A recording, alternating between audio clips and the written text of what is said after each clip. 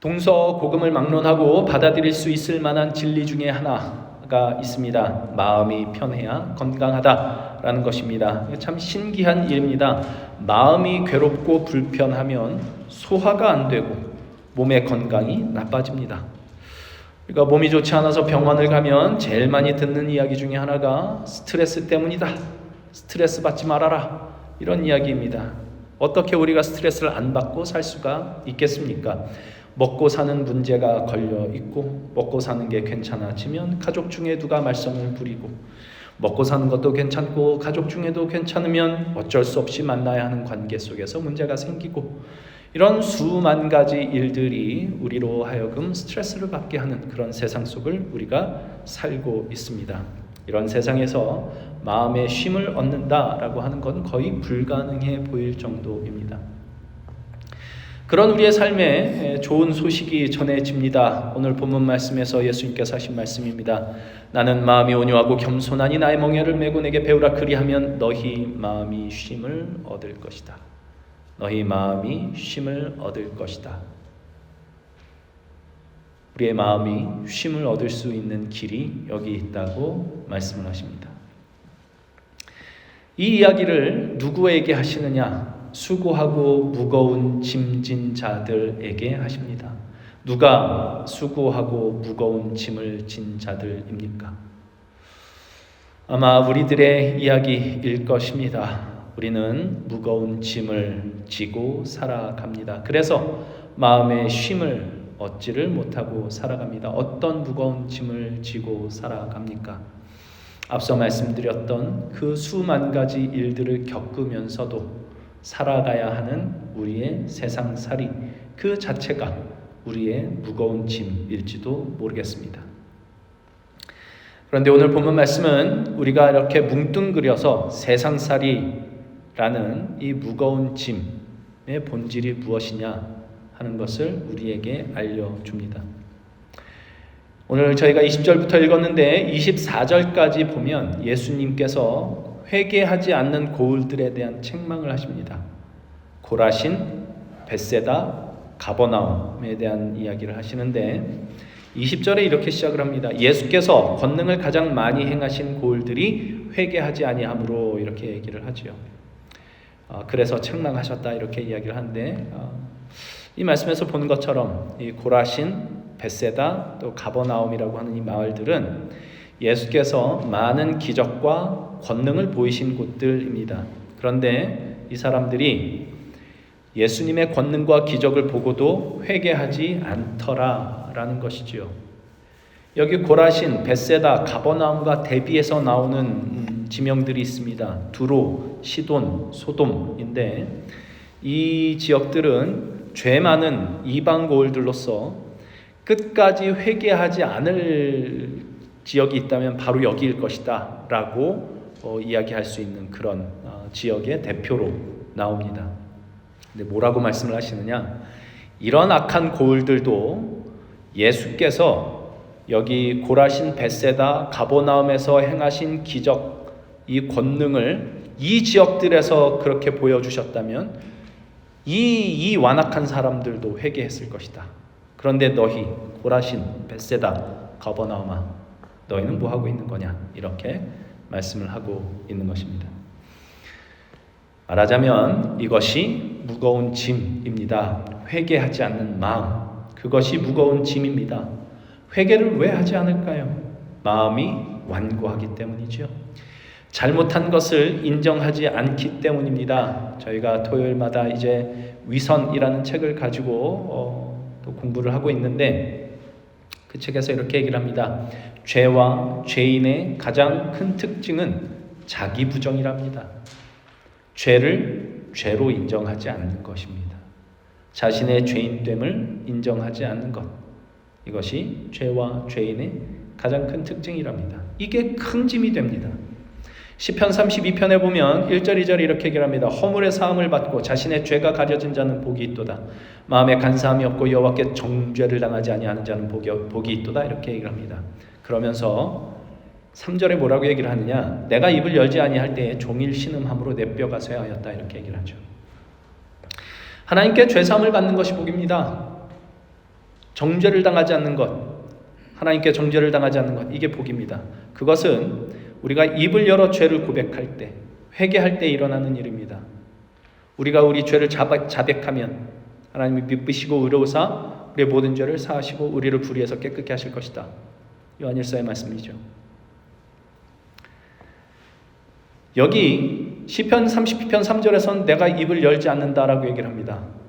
입을 열어 그 죄를 자백하는 대신 입을 열지 않습니다. 죄를 고백하지 않습니다. 마음에 그 죄를 담아놓고 봉인해 놓는 것, 회개하지 않는 것입니다. 그러자 종일 신음하고 뼈가 쇠하여진다, 이렇게 얘기를 합니다. 이게 무거운 짐입니다. 고라신처럼, 벳세다처럼, 가버나움처럼 예수님의 권능을 보고도 회개하기를 거부하는 마음, 빛이 왔으되 그 빛을 거부하고 그 마음의 죄를 그대로 그 마음에 담아두고 죄 짐을 그대로 짊어지고 살아가는 것, 이것이 무거운 짐입니다. 우린 때때로 하나님의 말씀을 짐처럼 여길 때가 있습니다. 그러나 여러분 잘 생각해 보십시오. 하나님의 말씀이 짐이 아니라 그 말씀대로 살지 못하는 우리의 마음이 무거운 짐입니다. 사랑을 해야 된다, 이게 짐이 아니고 사랑치 못하는 우리의 마음이 무거운 짐입니다. 용서해야 된다, 이게 무거운 짐이 아니고 용서치 못하는 우리의 마음이 무거운 짐입니다. 원함을 마음에 품고 그걸 풀지 않으면 그게 우리의 무거운 짐이 됩니다. 세상에서 그런 일들이 일어나는 거야 뭐 당연하다 우리가 이야기할 수 있는데, 예수님을 믿는 우리들, 예수의 기적을 이미 경험한 사람들, 하나님의 자녀가 되는 그 놀라운 기적을 경험한 우리들도 죄짐 맡은 우리 구주, 죄짐 맡은 우리 구주 찬양을 하죠. 찬송을 하면서 사실은 그 죄의 짐을 우리가 짊어지고 갈 때가 너무 많습니다. 이 회개하지 않는 마음, 죄를 그대로 담아두고 사는 이 마음, 용서치 않고 사랑치 않고 원통함을 풀지 않는 그 마음, 이것이 우리의 무거운 짐일 겁니다. 그리고 또 다른 무거운 짐은 지혜롭고 슬기 있는 자가 가지는 짐입니다. 25절에 예수님이 이렇게 말씀하시죠. 그때 예수께서 대답하여 이르시되 천지의 주제이신 아버지여, 이것을 지혜롭고 슬기 있는 자들에게는 숨기시고 어린아이들에게는 나타내심을 감사하나이다. 여기서 말하는 지혜롭고 슬기 있는 자는 진짜 지혜롭고 진짜 슬기로운 사람을 얘기를 하는 게 아니라 어린아이와 대조되는 사람이죠. 어린아이는 연약한 존재입니다. 연약해서 누군가를 의지하지 않고는 살 수 없는 존재입니다. 우리 찬송가 중에 주 없이 살 수 없네 찬송가 있죠. 2절 가사가 이렇게 되어 있습니다. 주 없이 살 수 없네 나 혼자 못 서리, 힘없고 부족하여 지혜도 없도다. 그래서 뒤에 이렇게 이어집니다.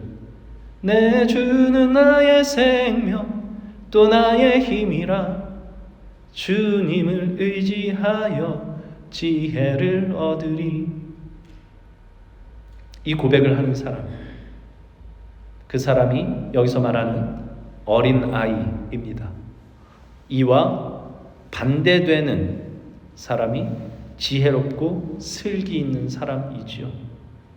스스로 그렇게 여기는 사람입니다. 스스로 지혜 있다고, 스스로 슬기롭다고, 그래서 나 혼자 살 수 있다고. 이게 무거운 짐입니다. 자기의 지혜를 가지고 자기의 슬기를 가지고 살아내야 됩니다. 의지하는 건 나약한 거야. 책임감을 갖고 사는 것과 삶을 스스로 책임지는 것은 다른 것입니다. 우리는 책임 있게 우리의 삶을 살아내야 하지만 우리가 우리의 삶을 스스로 책임질 수는 없습니다. 생사화복이 우리 주님께 달려있다 우리는 다 고백하고 있지 않습니까? 이것이 신앙이죠. 책임 있게 내 삶을 살아내되 내 삶을 내 스스로 책임질 수는 없는 존재입니다 라는 이 고백, 이것이 신앙입니다.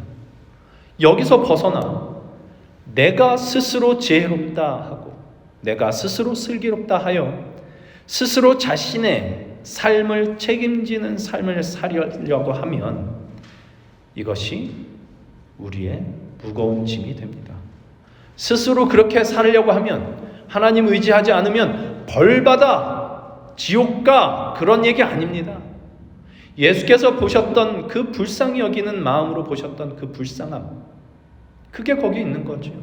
목자 없는 양과 같이 고생하고 기진해서 불쌍하게 보시는 그 불쌍히 여김을 받아야 되는 그 상태.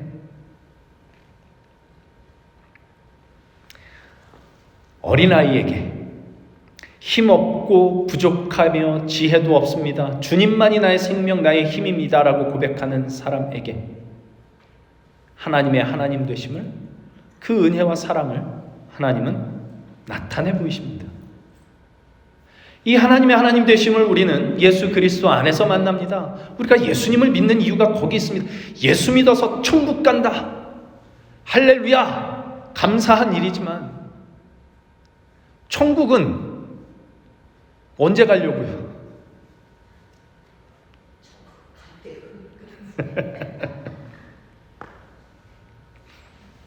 예수 그리스도 안에서 우리는 하나님의 하나님 되심을 만납니다. 자기 백성을 사랑하사 죄에서 구원하시기 위하여 우리에게 아낌없이 내어주신 하나님의 아들 예수 그리스도, 그분 안에서 우리는 하나님의 하나님 되심을 만나며 하나님이 얼마나 우리를 깊이 사랑하시는지를 만나며 하나님께서 우리를 얼마나 긍휼히 여기시고 얼마나 불쌍히 여기시는지, 하나님을 의지하지도 못하고 혼자서 기진하게 살아가는 우리의 모습을 얼마나 불쌍히 여기시고 끝까지 사랑하시는지, 어떻게 하나님께서 우리 아버지가 되어주시는지 우리 주 예수 그리스도 안에서 만납니다.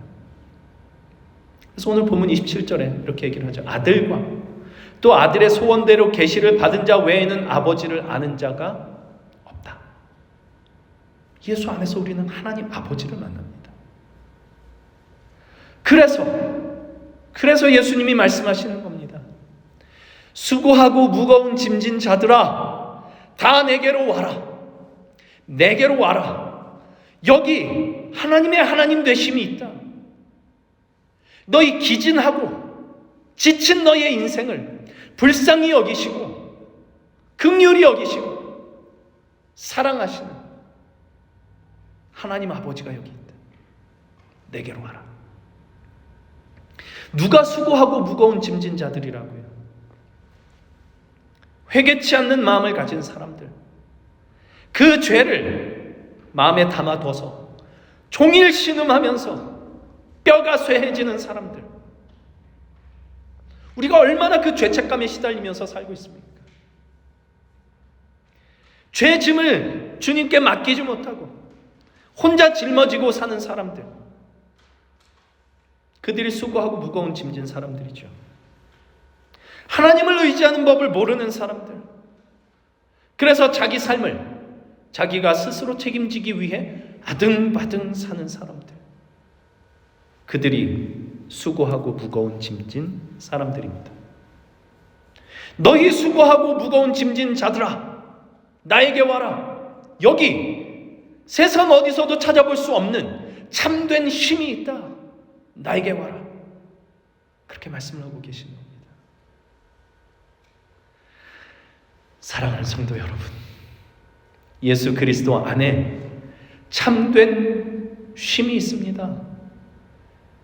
그분 앞에 우리가 힘겹게 짊어지고 가야 할 죄의 짐을 그분 앞에 우리가 내려놓을 수 있고, 그분 안에서 우리의 삶을 책임져 주시는, 우리의 삶을 대신 살아주신다는 뜻이 아니라 우리의 실패를 실패로 끝나게 내버려 두지 않으시는 분이 있으시다라는 뜻입니다. 우리의 삶을 그렇게 책임져 주시는 하나님 아버지를 만날 수 있다. 그러니 나에게 와라. 예수 안에 그 참된 쉼이 있습니다. 그러나 예수님께로 가는 것만으로 그 참된 쉼을 얻을 수 있는 것은 아닙니다. 만일 그랬다면 오늘 본문 29절 30절 말씀은 없었을 것입니다. 예수님은 나에게 와라 내가 너에게 쉼을 주겠다 라고만 말씀하시지 않고 29절 나의 멍에를 메고 내게 배우라 그리하면 너희의 마음이 쉼을 얻을 것이다 라고 말씀을 하십니다. 예수님의 멍에를 메고 예수님께 배우라고 합니다. 그러면 우리의 마음이 쉼을 얻을 것이라고 합니다. 참된 쉼을 찾아보기 힘든 이 세상에서 스트레스 받으며 살아가는 것이 불가피하지만 그런 이 세상에서 마음의 쉼을 얻기를 원한다면 예수께로 가야 하고 예수께 갈 뿐만 아니라 그분의 멍에를 메고 그분께 배워야 됩니다. 그러면 마음이 쉼을 얻을 것이라고 합니다. 왜냐? 그분의 멍에는 쉽고 가볍기 때문이라고 합니다. 이거 참 이해하기 쉽지 않은 이야기입니다. 예수님의 멍에가 쉽고 가볍답니다. 예수님의 멍에는 십자가입니다. 십자가가 쉽고 가볍다고요? 말이 안 되죠. 이 말씀은 십자가를 지는 것이 물리적으로 쉽고 가볍다 그런 말씀은 당연히 아닐 겁니다. 다만 예수께서 지신 십자가는 억울한 희생이 아니었다라는 뜻이죠. 예수님은 마음이 온유하고 겸손하다고 하십니다. 온유함이란 길들여진 야생마와 같은 성품입니다. 그저 한없이 부드러운 것이 온유한 것이 아니라 야생성과 에너지, 그 기질은 그대로 있지만 그 야생성과 에너지와 그 기질을 주인을 위해서만 사용하는 것, 그것이 온유함입니다. 예수님은 전능하신 분이십니다. 하나님과 동등한 분이시거든요. 불의함에 대해 분노의 에너지를 쏟으시는 분이셨습니다. 그러나 그것은 오로지 아버지의 뜻을 따르는 데에만 사용하셨습니다. 그것이 예수님의 온유하심이었습니다. 겸손이란 내가 뭘 잘하는 것도 못해요 하고 뒤로 빠지는 것, 이게 겸손이 아닙니다. 내가 누구인지를 정확하게 인식하는 게 겸손이지요. 잘하는 것 하나님 아버지 안에서 받은 것입니다. 내가 못하는 것 내가 이렇게 살아가라고 하나님께서 주신 삶입니다. 아버지의 손 아래, 아버지의 그 권위 아래 내 자신을 놓는 것이죠. 그게 겸손입니다. 이 온유함과 겸손함을 가지면 십자가를 지는 게 억울하지가 않습니다.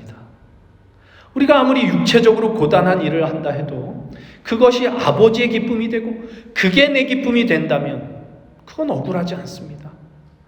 십자가를 지는 것이 육체적으로 고통스럽지 않은 것이 아니라 그것이 마음의 그림자로 남거나 마음의 무거운 짐으로 남지 않게 된다는 이야기죠.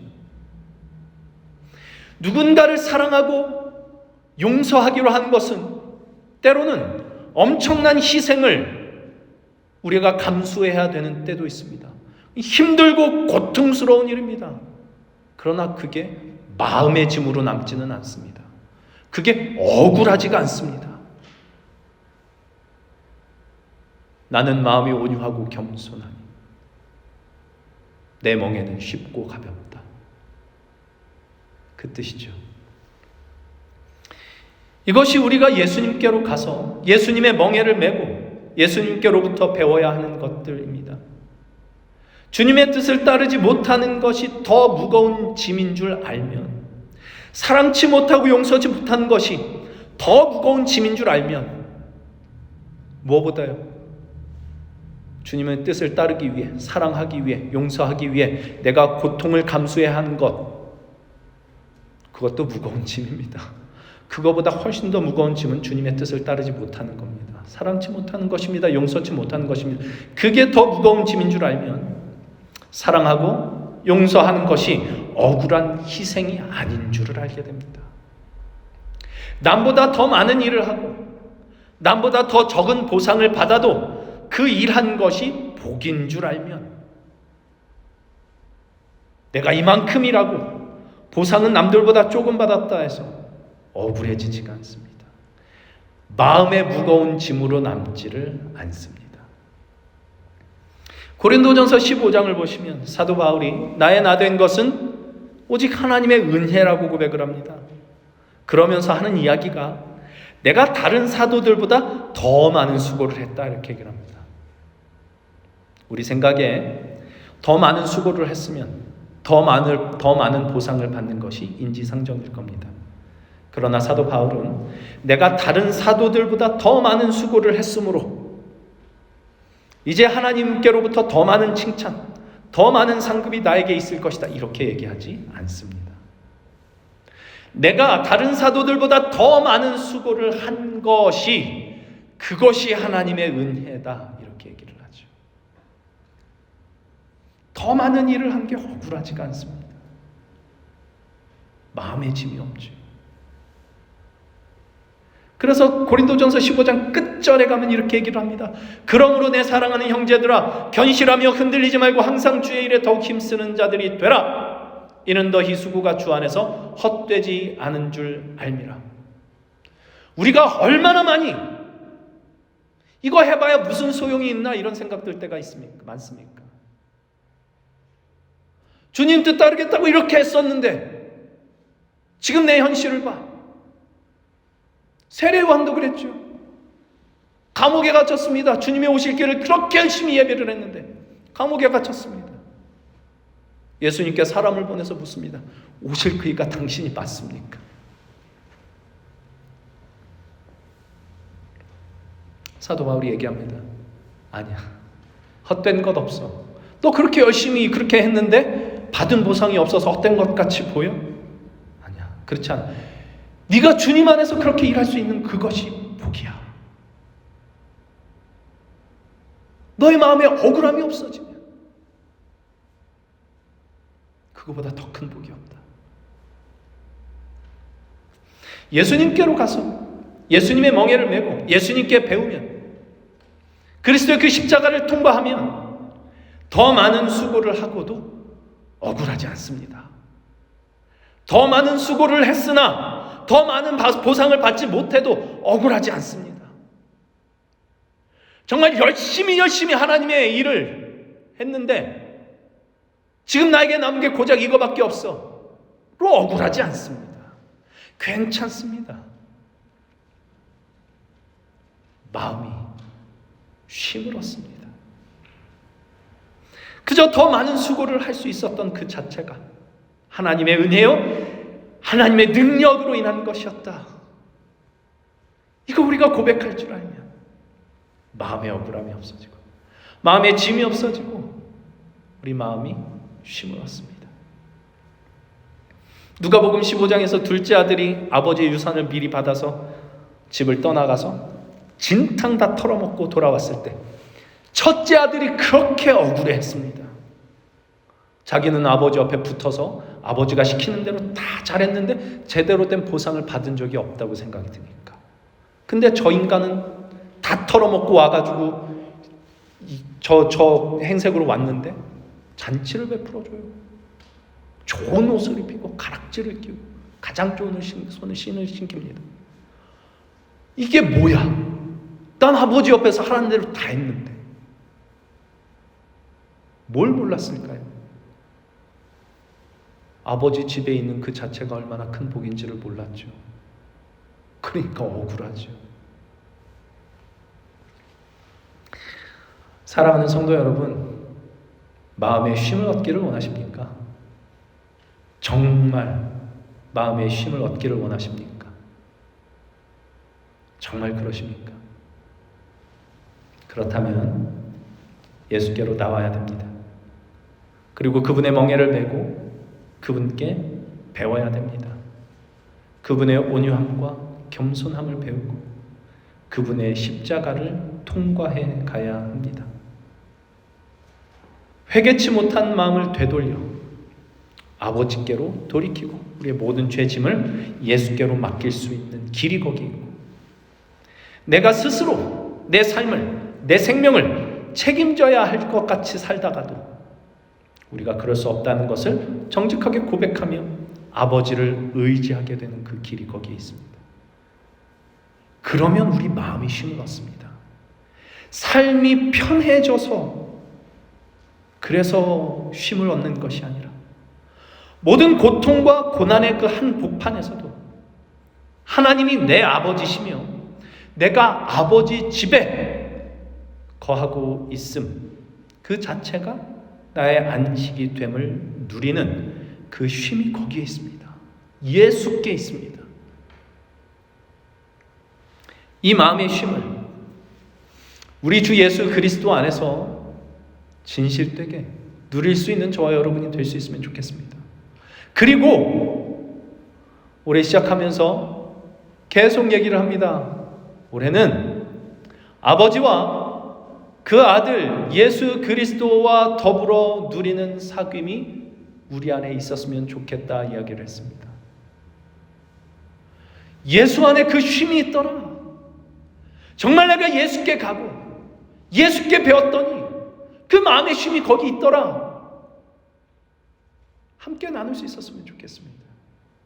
교회 안에서뿐만 아니라 이 세상에서 지치고 기진한 사람들, 아버지를 몰라서, 예수를 몰라서 고생하고 기진한 사람들, 자기 삶을 자기 스스로 책임져야 된다고 그렇게 끙끙대며 살아가고 있는 사람들에게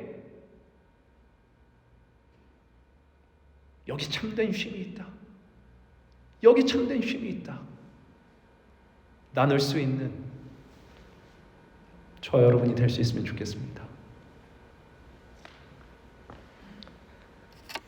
그렇게 살아갈 때 우리 하나님 아버지의 영광이 저 여러분의 삶을 통해서 나타나게 되는 기적을 맛보게 될 것입니다. 기도하겠습니다.